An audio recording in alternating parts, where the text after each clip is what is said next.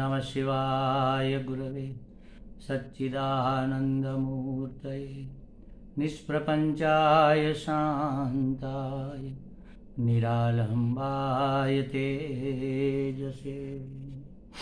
हरिओम प्रभु जी।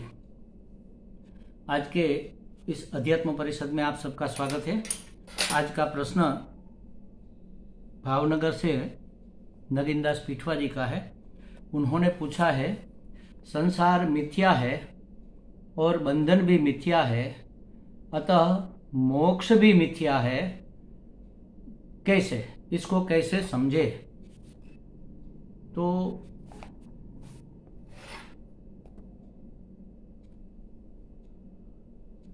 अगर बंधन सत्य नहीं होगा तो फिर मुक्ति कहां से होगी? बंधन अगर मिथ्या है तो मोक्ष भी मिथ्या हो जाएगा। और बंधन मिथ्या तब होगा जब संसार मिथ्या होगा। मिथ्या का मतलब नहीं है ऐसा नहीं है। मिथ्या का मतलब है हम जिसे जहां जैसा समझ रहे हैं वास्तव में वह वहां वैसा नहीं है। विषयों में हम सुख समझ रहे हैं तो वास्तव में वहां सुख नहीं है। विषयों में सुख इसलिए समझ रहे हैं क्योंकि हम उसको सत्य समझ रहे हैं, तो वास्तव में विषय सत्य भी नहीं है। बंधन क्या है?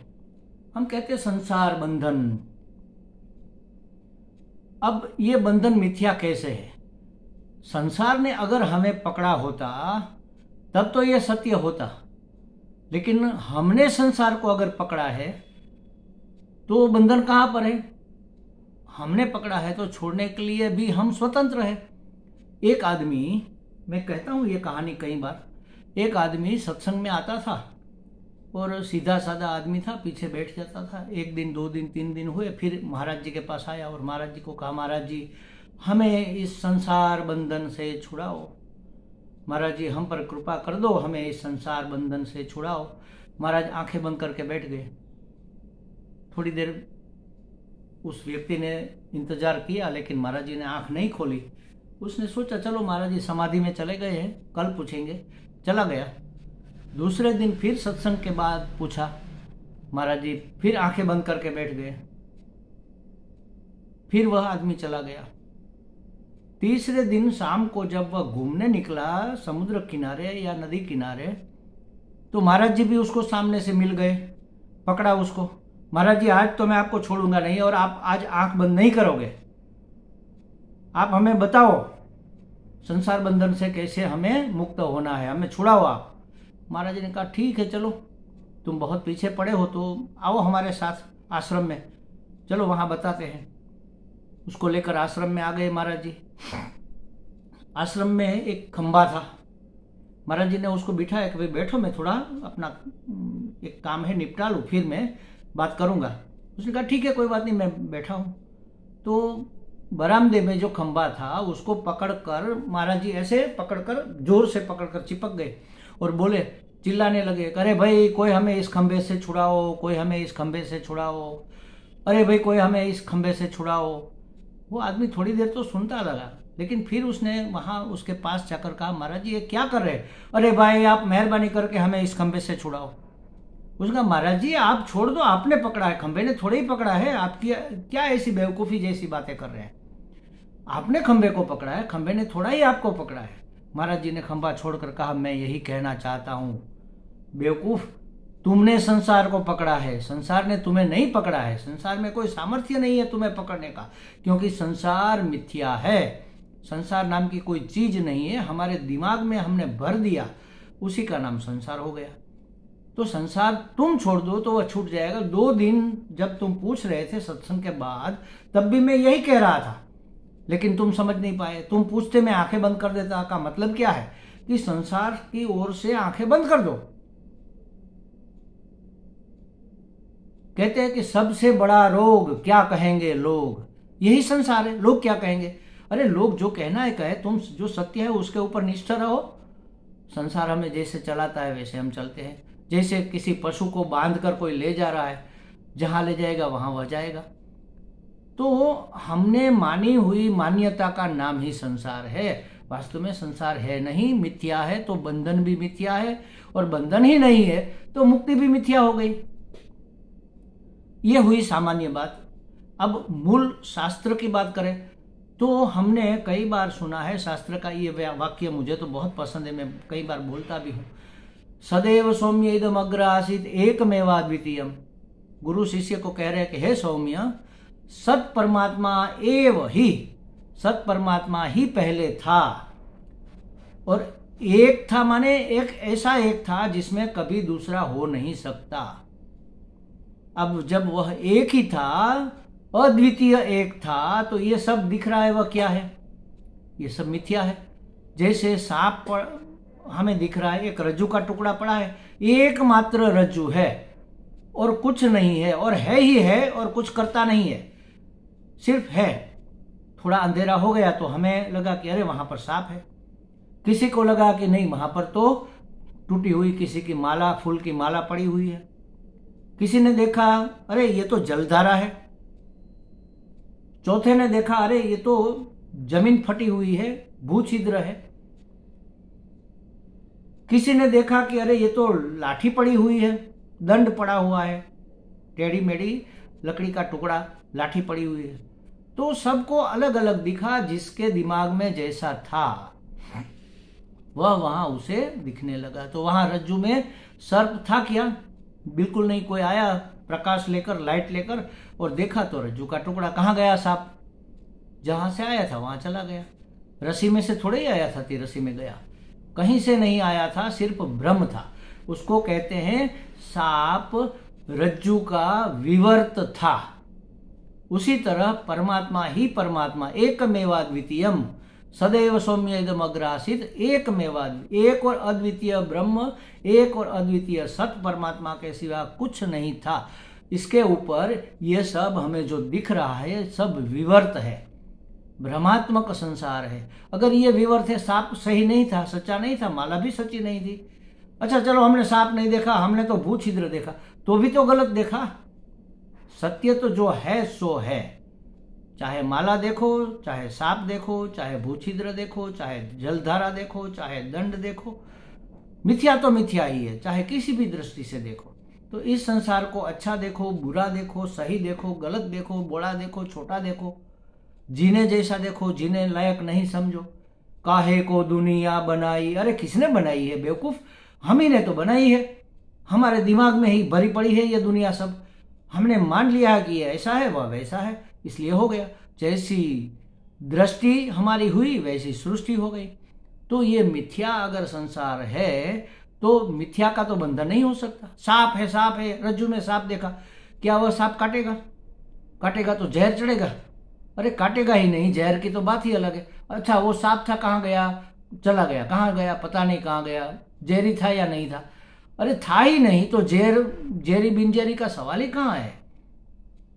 उसी तरह संसार है ही नहीं, सिर्फ अधिष्ठान के ऊपर, परम चैतन्य रूप अधिष्ठान के ऊपर ये विवर्त दिख रहा है, अध्यारोप है, उसके ऊपर हमने किया हुआ आरोप है। जैसे हमने रज्जू पर सांप का आरोप किया, उसी तरह हमने सत्य परमात्मा के ऊपर ये भिन्न भिन्न आरोप किया। ब्रह्म माने बृहत्वात्, इतना बड़ा है, इतना बड़ा है, सब उसी के अंदर आ जाता है। तो किसी अंग को हमने पुरुष कहा, किसी सेल, अंग भी क्या कहे, हमारे जो सेल होते हैं, किसी सेल को हमने स्त्री कह दिया। तरंग समझ लो, मौजे उठ रही है दरिया में, कोई छोटी तरंग है, कोई बड़ी तरंग है, कोई जल बिंदु है, छींटे है, कोई फैन है, कोई बुदबुदे है, सब क्या है? वास्तव में है तो पानी।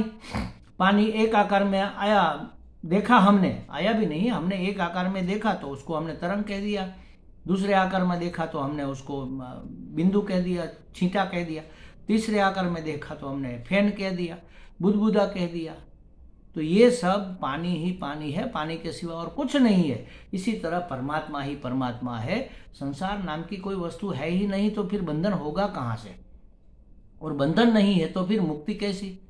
इसलिए कहा कि संसार मिथ्या है और बंधन भी मिथ्या है, और इसलिए मोक्ष भी मिथ्या है। बंधन ही नहीं है, संसार हमारी मानसिक रचना है, हमारी कल्पना मात्र है। वास्तव में संसार जैसी कोई चीज नहीं है, परमात्मा ही इस रूप में परमात्मा है, उस रूप में परमात्मा है। परमात्मा ने अभिव्यक्त होने के लिए, जैसे जल ने अभिव्यक्त होने के लिए अलग अलग आकार लिए, तरंग हुई, मोजा हुआ, बिंदु हो गया, छींटा हुआ, फैन हुआ, बुदबुदा हुआ, सब अलग अलग आकार लिए, अलग अलग नाम रख दिए हमने। मिट्टी से अलग अलग आकार बने, तो हमने किसी को घड़ा कहा, किसी को कुंडा का गमला कहा, किसी को कोड़िया कहा, किसी को कुल्हड़ कहा। है तो सब मिट्टी ही, मिट्टी के सिवा वहां और कुछ है ही नहीं। तो मिट्टी के अलग अलग आकार को देखकर हमने उसका अलग अलग उपयोग निकाला, उपयोग के अनुसार उसके नाम निकाले। नाम और रूप तो हमने अपनी कल्पना में किया हुआ है, वास्तव में वहां पर मिट्टी के सिवा कुछ नहीं है। इसी तरह परमात्मा ही परमात्मा है, परमात्मा के सिवा कुछ नहीं है।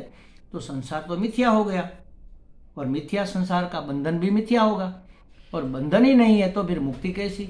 हमारे गुरुजी एक कथा कहते हैं कि एक आश्रम में 4 गायें थी, और एक शिष्य था, उस गायों को चराने ले जाता था। जब वापस आता तो खूंटे से एक रस्सी बंधी थी, उस रस्सी से गायों को बांध देता।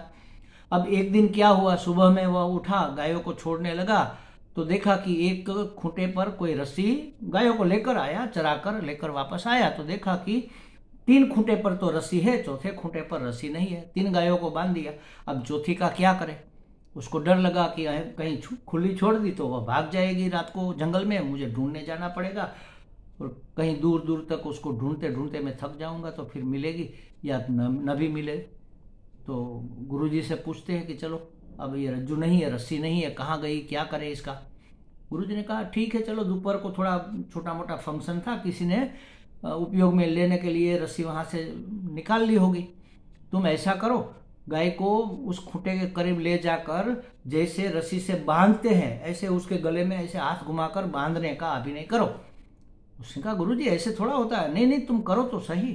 तो वो कान पकड़कर गाय को ले गया खूंटे के पास, और जैसे खूंटे में रस्सी बंधी है तो रस्सी उठाकर गले में ऐसे ऐसे दिखावे के लिए, मात्र रस्सी तो थी नहीं, बांधते हैं ऐसे ऐसे ऐसे उसने अभिनय किया। तो गाय तो खड़ी रह गई, वो चला, बैठ गई गाय। उसको डर लगा रात को कि कहीं गाय उठकर चली न जाए। मैंने बांधा तो है नहीं, गुरुजी ने कहा, इसलिए मैंने कर तो दिया। अब रात को उठ उठ कर देखे कि गाय कहीं चली तो नहीं गई, तो बैठी है। फिर उठकर देखा तो खड़ी है, फिर उठकर देखा तो फिर बैठ गई, लेकिन वह कहीं गई नहीं। सुबह होते होते उस लड़के ने सोचा, ब्रह्मचारी ने, कि चलो हमारे गुरुजी कोई सिद्ध पुरुष है, उसने कोई मंत्र ऐसा जपा है कि गाय वहां से हिल नहीं सकती है। ठीक है, अच्छा हुआ, चलो हमारी एक चिंता मिटी। सुबह में नहा धोकर संध्या वंदन जो भी करना है करके फिर वह गाय को छोड़कर जंगल में ले जाने लगा। 3 गायों को तो छोड़ा, चौथी तो बांधी ही नहीं थी। उसको उठाने लगा तो उठ तो गई, हाँकने लगा तो इधर उधर थोड़ी थोड़ी इधर उधर घूमे, लेकिन वहां से आगे नहीं जाए, चले नहीं। बहुत किया, लेकिन वहां से गाय को वह खिसका नहीं सका। गया गुरुजी के पास, गुरुजी आपने क्या कर दिया, आपने मंत्र से गाय को बांध दिया, क्या किया, वो तो वहां से खिसक नहीं रही, तुमने छोड़ा। अरे मैंने बांधा ही कहाँ था, जैसे बांधा था झूठ मूठ का, वैसे झूठ मूठ का उसको खोलो। तो जाकर उसने झूठ मूठ ऐसे ही गले में हाथ डालकर रस्सी को खोला तो गाय चल पड़ी। क्यों? क्योंकि गाय को लगा था कि मुझे बांधा गया है, गाय को लगा था कि अब मुझे छोड़ा गया है। बस उसी तरह हमें लगता है कि हम बंधे हैं, हमें लगता है कि हम अब मुक्त हो गए, मन की मान्यता मात्र है। हमने संसार को पकड़ा है महाराज, संसार ने हमें नहीं पकड़ा है, खंबे ने हमें नहीं पकड़ा है। हम जान ले कि खंबे में ऐसी कोई पकड़ने की सामर्थ्य नहीं है, गलत, झूठ है, झूठ में क्या सामर्थ्य होगी। सिनेमा के पर्दे पर आग लगती है तो क्या पर्दा जल जाता है? दिखती तो है आग, लेकिन वह मिथ्या छाया प्रकाश का आभास मात्र है। उसी तरह यह चैतन्य का आभास मात्र संसार है, मिथ्या है। इस व्यवहार के लिए स्वप्न में जो हमें दिखता है कहाँ सच्चा होता है, मिथ्या ही तो होता है, लेकिन उस समय हमें सच्चा लगता है। इसी तरह संसार हमें सच्चा लगता है क्योंकि हम अज्ञान की निद्रा में है, स्वप्न देख रहे हैं। यह जागृत का स्वप्न है, वो निद्रा का स्वप्न था। तो जब हम ज्ञान में जाग जाएंगे तो पता चलेगा कि कुछ है ही नहीं परमात्मा के सिवा। जैसे स्वप्न से जागते हैं तो पता चलता है कि वहाँ हमारे सिवा कुछ था ही नहीं। वहाँ हमने हरिद्वार देखा, बड़ी बहती हुई गंगा देखी, हिमालय देखा। कहाँ है हिमालय, गंगा जी, हरिद्वार कहाँ है ही नहीं। मैं ही था, मैं तो कुछ था ही नहीं। कल्पना से मैंने अपने आप को गंगा जी भी बना लिया, हरिद्वार भी बना लिया, पहाड़ भी बना लिया, अपने आप को बना लिया, अपने आप बना लिया। बस उसी तरह जब हम अज्ञान की निद्रा से जागेंगे तो अपने आप बनाया हुआ यह संसार हमें बाधित दिखेगा, नहीं दिखेगा, मिथ्या दिखेगा। तो अगर संसार मिथ्या है तो बंधन भी मिथ्या है, तो मुक्ति भी मिथ्या है। इस तरह से इसको समझना चाहिए। हमें लगता है नगिनदास जी को कुछ स्पष्टता हो गई होगी। हरि ओम।